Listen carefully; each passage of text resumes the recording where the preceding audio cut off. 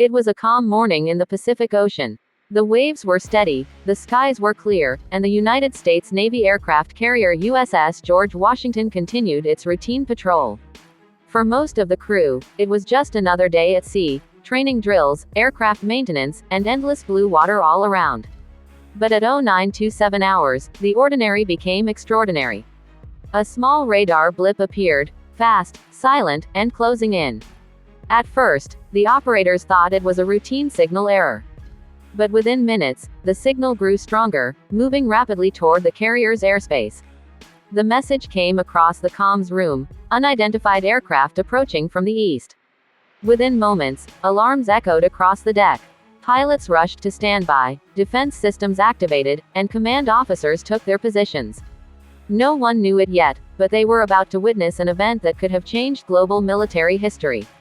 To understand why this moment mattered, we have to step back, into decades of rivalry and tension. The United States and China, two military giants, have long competed for control and influence in the Pacific. From the South China Sea to the Taiwan Strait, both nations have been testing each other's limits, through aircraft patrols, naval exercises, and close surveillance missions. The U.S. Navy's aircraft carriers are symbols of unmatched power, floating cities armed with fighter jets, radar systems, and over 5,000 crew members. Meanwhile, China has been rapidly modernizing its own navy, building aircraft carriers, stealth fighters, and long-range missiles designed specifically to challenge American dominance. In this high-stakes arena, even a small mistake could turn into a diplomatic disaster. And that's exactly what was about to happen. The unidentified object was now 60 nautical miles out. It wasn't responding to communication calls. U.S. radar operators tracked it closely. Its flight pattern was unusual, not hostile, but erratic. Could be a lost civilian aircraft, one officer suggested. Negative, replied another. Speed is too high, that's a jet fighter. As it came closer, visual confirmation identified it as a Chinese Shenyang J-15, one of China's most advanced carrier-based fighter jets. The U.S. carrier immediately went on high alert. Fighter jets prepared for interception, and radio warnings were transmitted repeatedly. But the Chinese jet didn't turn away. Instead, it kept descending. Fuel indicators showed it was low, dangerously low. Then, suddenly, a mayday signal crackled through. This is Chinese Navy aircraft, engine failure, requesting emergency landing. The command center fell silent. An enemy nation's jet was asking to land, on a U.S.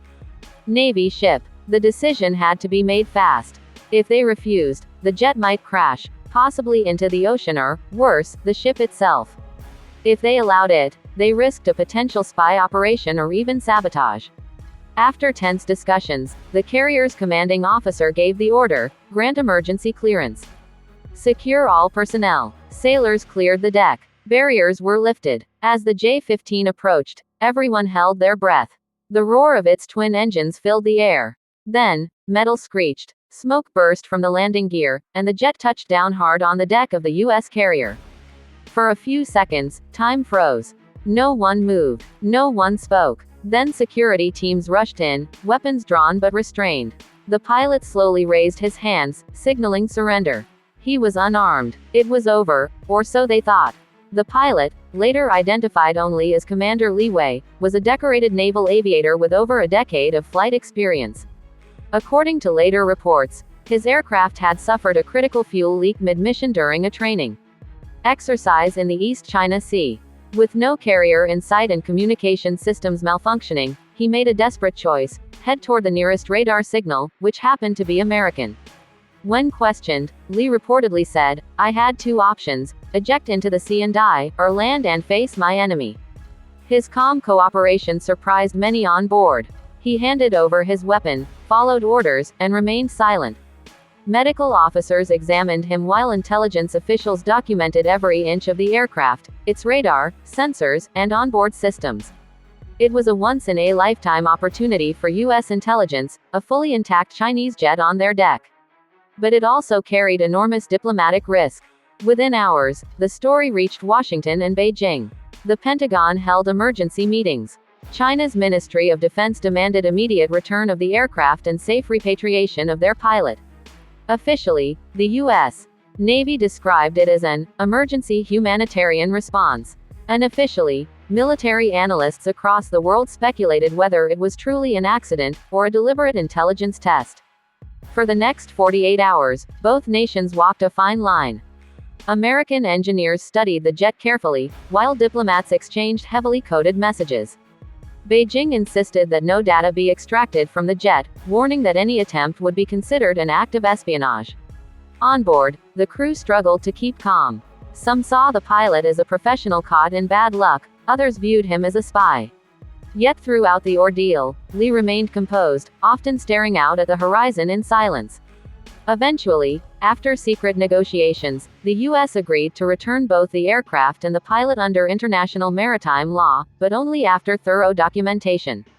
The handover took place at sea under heavy security. As the Chinese vessel approached, the two flags waved in tense silence, a rare, quiet acknowledgement between rivals.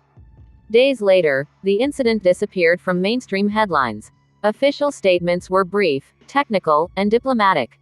But inside naval circles, it became a case study, an example of how one emergency landing could bring two superpowers to the edge of misunderstanding. Experts debated the meaning behind it. Was it pure chance, a test of U.S. response systems, or a reminder that even in the modern age of technology, human decisions still shape the fate of nations? For the sailors who witnessed it, that day remained unforgettable, the moment when an enemy aircraft, against all odds, landed safely on their home deck. One officer later recalled, "We were trained for war, but that day we learned something different, that even enemies can share the same fear, the same sky, and sometimes, the same deck." In the end, the waves of the Pacific swallowed the noise of that moment. The ships moved on, the nations stayed silent, but history quietly noted what had happened, the day a Chinese jet landed on an American aircraft carrier, and the world held its breath.